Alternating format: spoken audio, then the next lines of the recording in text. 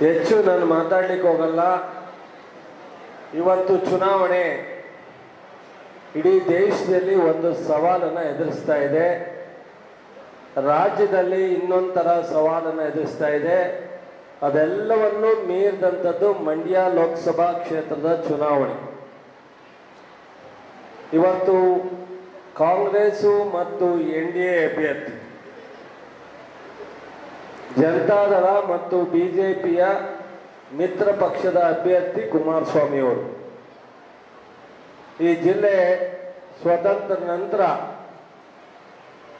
ಯಾರೂ ಸಹ ನಮಗೆ ಹೋಲಿಕೆಯನ್ನು ಮಾಡ್ಕೊಳ್ಳೋ ಪರಿಸ್ಥಿತಿ ರಾಜ್ಯದಲ್ಲಿ ಇಲ್ಲಿವರೆಗೆ ಬಂದಿಲ್ಲ.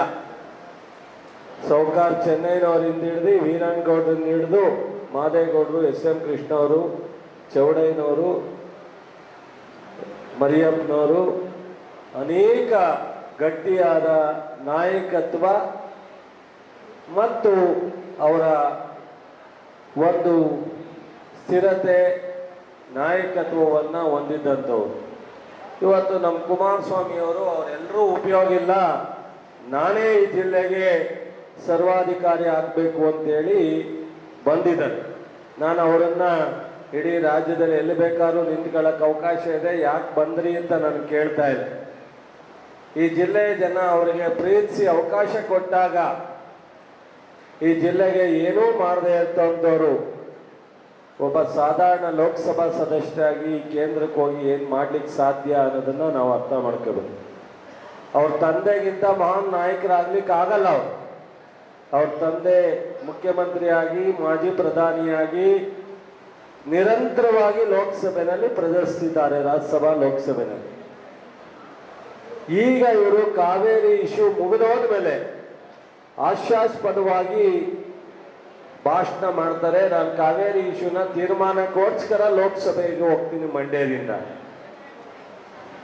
ಯಾಕೆ ಬೆಂಗಳೂರು ಗ್ರಾಮಾಂತರ ಕನಕಪುರ ಲೋಕಸಭಾ ಕ್ಷೇತ್ರಕ್ಕೆ ಹೋದಾಗ ಕಾವೇರಿ ಇಶ್ಯೂ ಅವ್ರ ತಂದೆನೇ ಪ್ರಧಾನಮಂತ್ರಿ ಆದಾಗ ಇವರು ಲೋಕಸಭಾ ಸದಸ್ಯರಾಗಿದ್ರಲ್ಲ, ಅವಾಗ ಮಂಡ್ಯ ಲೋಕಸಭಾ ಕ್ಷೇತ್ರಕ್ಕೆ ಮಳವಳ್ಳಿನೂ ಸೇರಿತ್ತು, ಕಾವೇರಿ ಅಚ್ಚುಕಟ್ಟಿಗೆ ಕನಕಪುರ ರಾಮನಗರ ಚನ್ನಪಟ್ಟಣನೂ ಸೇರಿತ್ತು.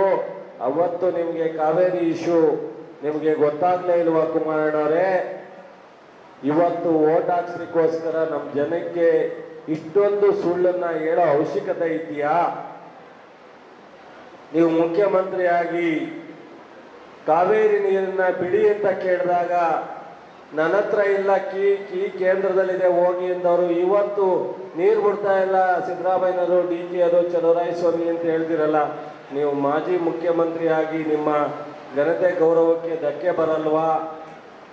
ಯಾವುದಾದ್ರು ಮಾತನಾಡಬೇಕಾದ್ರೆ ಒಂದು ಸತ್ಯಕ್ಕೆ ಹತ್ತಿರವಾಗಿ ಮಾತನಾಡಬೇಕಾಗುತ್ತೆ.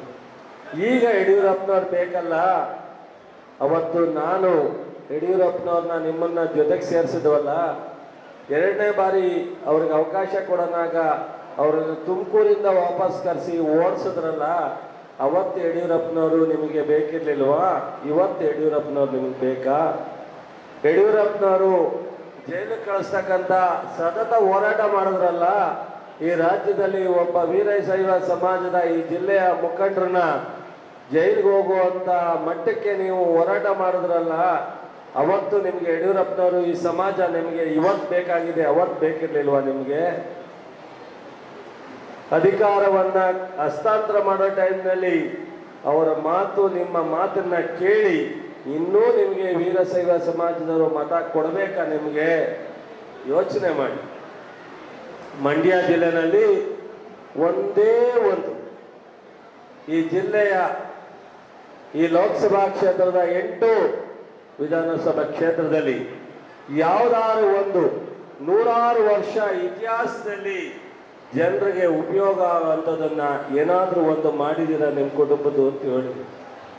ಕಾಂಗ್ರೆಸ್ ಪಕ್ಷದಲ್ಲಿರ್ಬೋದು, ಜನತಾದಳದಲ್ಲಿದ್ದಾಗಿರ್ಬೋದು, ಈ ಸಾಮಾನ್ಯ ಕುಟುಂಬದಲ್ಲಿ ಬಂದು ಚಲುವರಾಯಸ್ವಾಮಿ ಒಂದು ಮೆಡಿಕಲ್ ಕಾಲೇಜ್ ಆಯಿತು, KHRCC ವಿಭಾಗ ಆಯಿತು, ಈಗ ಹೊಸ ಶುಗರ್ ಫ್ಯಾಕ್ಟ್ರಿ ಆಯಿತು, ಈಗ ಹೊಸ ವಿಶ್ವವಿದ್ಯಾನಿಲಯ ಆಯಿತು. ನೀವು ಯಾವುದಾದ್ರು ಒಂದು ಹೇಳಲಿಕ್ಕಿದೆ.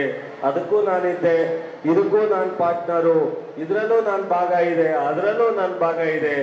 ನಾವ್ಯಾರು ಇಲ್ಲದೆ ಇದ್ದಾಗ 14 ತಿಂಗಳು ನೀವು ಮುಖ್ಯಮಂತ್ರಿನ ಇದೇ ಕಾಂಗ್ರೆಸ್ ಪಕ್ಷ ನಿಮ್ಮ ಮಾಡಿದ್ದಲ್ಲ, ಅವತ್ತು ನೀವು 14 ತಿಂಗಳು ನಾವ್ಯಾರು ನಿಮ್ಮ ಜೊತೆಲಿರಲಿಲ್ಲ. ಈಗ ಇರ್ತಕ್ಕಂಥ ಮಾಜಿ ಶಾಸಕರೆಲ್ಲ ನಿಮ್ಮ ಜೊತೆ ಇದ್ರು, ಅವತ್ತು ಹಾಲಿ ಶಾಸಕರಾಗಿದ್ರು. ಏನಾದರೂ ಒಂದು ಅಧಿಕೃತವಾಗಿ ಲೋಕಸಭೆ ವ್ಯಾಪ್ತಿನಲ್ಲಿ ನೀವು ಒಂದು ಬಜೆಟ್ ಅಲ್ಲಿ ಇರ್ಬೋದು, ಒಂದು ಅಸೆಂಬ್ಲಿಲಿ ಇರ್ಬೋದು, ಒಂದು ಕ್ಯಾಬಿನೆಟ್ ಅಲ್ಲಿ ಇರ್ಬೋದು, ಒಂದು ಯಾವುದಾದ್ರೂ ಇಲಾಖೆಯಲ್ಲಿ ಒಂದು ಗುರುತರವಾದಂತ ಒಂದನ್ನ ನೀವು ಘೋಷಣೆ ಮಾಡಿದ್ರೆ ಹೇಳಿ. ಏನೂ ಮಾಡದಲೆ ಇವತ್ತು ಕಾವೇರಿ ಅಚ್ಚುಕಟ್ಟನ್ನು ಮಾಡ್ತೀವಿ, KRSಗೆ ಅಚ್ಚುಕಟ್ಟಿನಲ್ಲಿ ಅವತ್ತು ನಾಲಾ ಆಧುನೀಕರಣ ಮಾಡೋಕ್ಕಾಗಲಿಲ್ಲ, ಇವತ್ತು ಮಾಡ್ತೀನಿ ಅಂತೀರಾ. ನಿಮ್ಮ ಕೈಲಿ ಅಧಿಕಾರ ಇದ್ದಾಗ LHಗಳಿಗೆ ಲಿಫ್ಟ್ ಇರಿಗೇಷನ್ನ ನೀವು ಕೊಟ್ರ, ನಿಮ್ಮ ಕೈಲಿ ಅಧಿಕಾರ ಇದ್ದಾಗ ನೀವು ಕೊಡೋಕ್ಕಾಗ್ತಾ? ಅಥವಾ ಹೇಮಾವತಿ ನೀರನ್ನ ತುಮಕೂರಿಗೆ ಮಂಡ್ಯಕ್ಕೆ ಹೆಚ್ಚು ತರುವಂಥ ಪ್ರಯತ್ನವನ್ನ ನೀವು ಮಾಡಿದ್ರ? ಸಿದ್ದರಾಮಯ್ಯನವರು 2013ರಿಂದ 2018 ಇದ್ದಾಗ ಮಾಡಿದ್ರು. ದಯಮಾಡಿ ಹೇಳಲಿಕ್ಕೆ ನೂರಾರು ಇದೆ. ಕುಮಾರಸ್ವಾಮಿ ಅವರೇ, ಮಂಡ್ಯಕ್ಕೆ ನಿಮ್ಮ ಸಾಧನೆ ಬಿಗ್ ಜೀರೋ. ಹೇಳಲಿಕ್ಕೆ ಹೋಗ್ಬೇಡಿ. ಸಾಧ್ಯವಾದರೆ ನನಗೊಂದು ಅವಕಾಶ ಕೊಡಿ ಅಂತ ಕೇಳಿ, ತಪ್ಪಲ್ಲ. ಚುನಾವಣೆ ನಿಂತ್ಕೊಂಡವರು ಚುನಾವಣೆ ಅಭ್ಯರ್ಥಿಯಾಗಿ ಮತ ಕೇಳಬೇಡಿ ಅಂತ ಹೇಳೋಟ್ಟು ನಾವು ಮೂಢರಲ್ಲ. ಆದರೆ ಇಲ್ಲದ ಸಲ್ಲ ಸುಳ್ಳು ಭರವಸೆಯನ್ನ ಕೊಡೋದು ಬೇಡ. ನಿಮ್ಮ ಭರವಸೆಗೆ ಯಾರು ಇಲ್ಲಿ ನೆಂಬಲಿಕ್ಕೆ ಸಾಧ್ಯ ಇಲ್ಲ. ಎಲ್ಲ ಮಂಡ್ಯ ಜಿಲ್ಲೆಯ ಜನ ನಿಮ್ಮನ್ನ ಬಹಳ ವರ್ಷ ನೋಡಿದರೆ, ಬಹಳ ವರ್ಷ ನೋಡಿದ ಮೇಲೆ ಇವತ್ತು 7ಕ್ಕೆ 6 ನಿಮ್ಮನ್ನ ತಿರಸ್ಕರಿಸಿ 8ಕ್ಕೆ 7 ಜನವನ್ನ ಕಾಂಗ್ರೆಸ್ ಶಾಸಕರಾಗಿ ಗೆಲ್ಸಿದ್ದಾರೆ. 2 MLCನ ಗೆಲ್ಸಿದ್ದಾರೆ. ನಿಮ್ಮನ್ನ ಬೇಡ ಅಂತ ತೀರ್ಮಾನ ತಗೊಂಡ್ಮೇಲೆ ಅದರಿಂದ ನಿಮ್ಮೆಲ್ಲರಿಗೂ ನಾನು ಹೆಚ್ಚಿಗೆ ಹೇಳಿಕ್ಕಿಲ್ಲ. ವೀರಶೈವ ಸಮಾಜದ ಎಲ್ಲ ಆತ್ಮೀಯರು ಭ್ರಮೆಯಲ್ಲಿ ತೊಡಗಬೇಡಿ. MB ಪಾಟೀಲ್ ಅವರು ಮುಂದೆ ಭವಿಷ್ಯದ ರಾಜಕಾರಣಿ. ಇವತ್ತು ಒಕ್ಕಲಿಗರಿಗೆ ಲಿಂಗಾಯತರಿಗೆ ಏನಾದರೂ ಅವಕಾಶ ಇದೆ ಕಾಂಗ್ರೆಸ್ ಅದು ಅನ್ನೋದನ್ನ ನಂಬಿಕೆ ಇಡಿ, ವಿಶ್ವಾಸ ಇಡಿ. ಕಾಂಗ್ರೆಸ್ ಪಕ್ಷ ಹಿಂದುಳಿದವರಿಗೆ ಎಷ್ಟು ಪ್ರಾಮುಖ್ಯತೆ ಇದೆಯೋ, ದಲಿತರಿಗೆ ಎಷ್ಟು ಪ್ರಾಮುಖ್ಯತೆ ಇದೆಯೋ, ಅಷ್ಟೇ ವೀರಶೈವರಿಗೆ ಒಕ್ಕಲಿಗರಿಗೂ ಸಹ ಪ್ರಾಮುಖ್ಯತೆಯನ್ನ ಕೊಡುತ್ತೆ. ನಮಗೂ ಸಹ ನಾಯಕತ್ವ ಲೀಡರ್ಶಿಪ್ ಅನ್ನ ಗಟ್ಟಿಯಾಗಿ ಬೆಳೆಸಿದೆ. ಇವತ್ತು ಕಾರ್ಯಕ್ರಮಗಳು ಏನು 5 ಗ್ಯಾರಂಟಿ ಇದೆ, ಯಾವುದೇ ಒಂದು ವರ್ಗಕ್ಕಲ್ಲ. ಕಳೆದ 5 ಗ್ಯಾರಂಟಿ ಈ ರಾಜ್ಯದ ಪ್ರತಿ ಒಂದು ವರ್ಗಕ್ಕೂ ಸಹ ಮನೆಗೂ ತಲುಪುತ್ತೆ. 4ರಿಂದ 5 ಸಾವಿರ. ಕೇಂದ್ರದಲ್ಲಿ ಮಾಡಿರ್ತಕ್ಕಂಥ ಗ್ಯಾರಂಟಿ ಪ್ರತಿ ಮನೆಗೆ 8,000 ಅಲ್ಲದೆ ಸಾಲ ಮನ್ನಾ, ನರೇಗಾದಲ್ಲಿ ಜಾಸ್ತಿ ಮಾಡೋದು, ಯೂತ್ಸ್ಗೆ ಕೊಡೋದು, ಈ ಥರದ ಸಾವಿರಾರು ಯೋಜನೆಗಳಿದೆ. ದಯಮಾಡಿ ನೀವೆಲ್ಲರೂ ಸಹ ಇವತ್ತು ಜಗದಾಮನ್ನ ಜಿಲ್ಲಾ ಪಂಚಾಯತಿ ಉಪಾಧ್ಯಕ್ಷ ಮಾಡಿದವರು ಇದೇ ಚಲುವರಾಯಸ್ವಾಮಿ. ಸುಧಾ ಚಂದ್ರಶೇಖರ್ನ ಮಳವಳ್ಳಿಯ ನಾನು ಅಧ್ಯಕ್ಷ ಮಾಡಿದ್ದು ನಿಮ್ಮ ಸಮಾಜದ ಇದೇ ಚಲುವರಾಯಸ್ವಾಮಿ. ದಯಮಾಡಿ ಯಡಿಯೂರಪ್ಪನವ್ರಿಗೂ ಶಕ್ತಿ ತುಂಬಿದ್ದು ಚಲುವರಾಯಸ್ವಾಮಿ ಹೋರಾಟ ಮಾಡಿ ಅನ್ನೋದನ್ನ ನೀವೆಲ್ಲರೂ ಮರಿಬೇಡಿ. ನಾನು ಇದು ಒಂದು ಬಾರಿ ನಿಮ್ಮೆಲ್ಲರೂ ಈ ಜಿಲ್ಲೆಗೋಸ್ಕರ, ಈ ಜಿಲ್ಲೆ ಅಭಿವೃದ್ಧಿಗೋಸ್ಕರ ನಿಮ್ಮ ಸಮಾಜದ ಜೊತೆ ನಾನು ಇರ್ತೀನಿ. ಸಮಾಜದ ಜೊತೆ MB ಪಾಟೀಲ್ ಇರ್ತಾರೆ, ಸಿದ್ದರಾಮಯ್ಯನವರು, DK ಶಿವಕುಮಾರ್. ನಮ್ಮಿಬ್ಬರ ವಿಚಾರದಲ್ಲಿ ನಾವು ಹೇಳಿದಂತ ನಿಮ್ಮ ಸಮಾಜದ ಕೆಲಸವನ್ನು ಮಾಡ್ತಾರೆ. ಬಸವ ಕಲ್ಯಾಣ ಅಥವಾ ಅಭಿವೃದ್ಧಿ ಮಾಡಿದಂಥದ್ದು, ಇಡೀ ಎಲ್ಲ ಕಚೇರಿಲಿ ಬಸವ ಪುಣ್ಯ ಪುರುಷನ ಫೋಟೋವನ್ನ ಇಟ್ಟಿದ್ದು ಇದೆಲ್ಲ ಕಾಂಗ್ರೆಸ್ ಪಕ್ಷ. ಕೆಂಪೇಗೌಡ ಜಯಂತಿನ ಮಾಡಿದ್ದು ಕಾಂಗ್ರೆಸ್ ಪಕ್ಷ. ದಯಮಾಡಿ ನೀವೆಲ್ಲರೂ ಸಹ ಅವರ ಭಾಷಣಕ್ಕೆ ಮರಳಾಗಬೇಡಿ.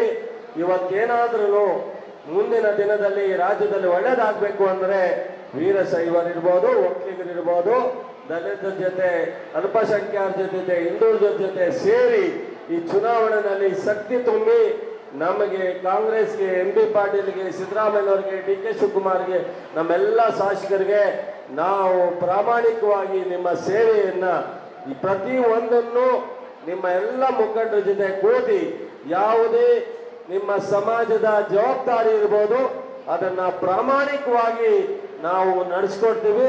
ಮಂಡ್ಯ ಜಿಲ್ಲೆನಲ್ಲಿ ಎಲ್ಲೋ ಒಂದ್ ಕಡೆ ಲಿಂಗಾಯತರು ಒಕ್ಕಲಿಗರು ಹಿನ್ನಡೆ ಇದೆ ಅನ್ನೋ ಕೂಗು ಕೇಳಬಾರ್ದು. ಆದ್ರೆ ಗ್ರಾಮೀಣ ಪ್ರದೇಶದಲ್ಲಿ ಬಹಳ ಜನ ಉತ್ಸಾಹ ಇದೆ. ಅದನ್ನ ಅಲ್ಲಿ ಇಲ್ಲಿ ಮಾತನಾಡೋರಿಗೆ ನಾವು ಸಹ ಕಾಂಗ್ರೆಸ್ ಅನ್ನೋದನ್ನ ನೀವು ತೋರಿಸ್ಬೇಕು ಅಂತೇಳಿ ದಯಮಾಡಿ ನಾನು ಇವತ್ತು ನಿಮ್ಮೆಲ್ಲರ ಬಹಳ ದೊಡ್ಡ ಸಂಖ್ಯೆಯಲ್ಲಿ ದೊಡ್ಡ ಕಡೆ ಸಮಾರಂಭ ಮಾಡಬೇಕಾಯಿತು. ಮಳವಳ್ಳಿನಲ್ಲಿ, ಕ್ಯಾರ್ಪೇಟೆನಲ್ಲಿ ಮತ್ತು ಪಾಂಡುಪುರದಲ್ಲಿ. ಆದರೆ ಕಾಲಾವಕಾಶ ಇಲ್ಲದೆ ಇರೋದ್ರಿಂದ MP ಪಾಟೀಲ್ ಅವರಿಗೆ ಇಲ್ಲಿಗೆ ಕರೆದು ನಿಮ್ಮೆಲ್ಲ ತಾಲೂಕಿನ ರೆಪ್ರೆಸೆಂಟೇಟಿವ್ಸ್ ಬನ್ನಿ ಅಂತೇಳಿ ಮಾಡಿದ್ದೀವಿ. ನೀವೆಲ್ಲರೂ ವಾಪಸ್ ಹೋದಾಗ ಪ್ರತಿ ತಾಲೂಕಿನಲ್ಲಿ ನಿಮ್ಮ ಸಮಾಜ ಇರ್ತಕ್ಕಂಥ ಕಡೆ ನೀವೆಲ್ಲರೂ ಹೇಳಿ ದಯಮಾಡಿ ನಮ್ಮ star Chandru Venkataramanegowda serial number 2 ಹಸ್ತದ ಗುರುತು.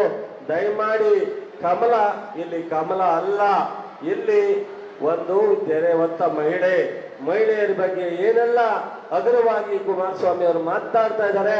ನಾನೆಲ್ಲ ತಾಯಂದಿರು ಅರ್ಥ ಮಾಡ್ಕೋಬೇಕು. ಗ್ಯಾಸ್ ಜಾಸ್ತಿ ಮಾಡಿದವರು, ಪೆಟ್ರೋಲ್ ಜಾಸ್ತಿ ಮಾಡಿದವರು, ಡೀಸೆಲ್ ಜಾಸ್ತಿ ಮಾಡಿದವರು, ಎಣ್ಣೆ ಜಾಸ್ತಿ ಆಯಿತು, ಪದಾರ್ಥಗಳು ಜಾಸ್ತಿ ಆಯಿತು. ಇದೆಲ್ಲಕ್ಕೂ ಕಾರಣ ರೈತರಿಗೆ ವಿರುದ್ಧವಾದಂತಹ ಅನೇಕ ಕಾಯ್ದೆಗಳನ್ನ ಮಾಡಿದಂಥದ್ದು ಬಿಜೆಪಿ ಮತ್ತು ಜನತಾದಳ. ಕಾಂಗ್ರೆಸ್ ಯಾವತ್ತೂ ರೈತರ ಪರ ಇದೆ, ಯಾವತ್ತೂ ಎಲ್ಲ ವರ್ಗದ ಜನ ಪರ ಇದೆ. ನಿಮಗೆ ನಾವು ನಿಮ್ಮ ಜೊತೆ ಗಟ್ಟಿಯಾಗಿ ನಿಲ್ತೀವಿ. MP ಪಾಟೀಲ್ ಅವರು ನನ್ನ ಜೊತೆ ಬಹಳ ಆತ್ಮೀಯತೆಯಿಂದ ಮಂಡ್ಯ ಜಿಲ್ಲೆ ವಿಚಾರದಲ್ಲಿ ಏನೆಲ್ಲ ಆಗಬೇಕು ಅದನ್ನ ಮಾಡ್ಲಿಕ್ಕೆ ಅವರು ತಯಾರಾಗಿದ್ದಾರೆ. ನಮ್ಮ ಬಾಬಣ್ಣ ಇತ್ತೀಚೆಗೆ ಬಂದು ಕೂತಿದ್ದಾರೆ. ನಾವೆಲ್ಲ ಶಾಸಕರು ನಿಮ್ಮ ಜೊತೆ ನಿಲ್ತೀವಿ. ರಾಜಕೀಯವಾಗೂ ನಿಮ್ಮ ಸಮಾಜಕ್ಕೆ ಶಕ್ತಿ ತುಂಬ್ತೀವಿ, ವೈಯಕ್ತಿಕವಾಗೂ ನಿಮ್ಮ ಕಷ್ಟದಲ್ಲಿ ಸುಖದಲ್ಲಿ ಇರ್ತೀವಿ ಮತ್ತು ನಿಮ್ಮ ಸಮಾಜದ ಜವಾಬ್ದಾರಿನೂ ಸಹ ನಾವು ತಗೋತೀವಿ ಅಂತೇಳಿ ನನ್ನ ಮಾತು ಮುಗಿಸ್ತೀವಿ.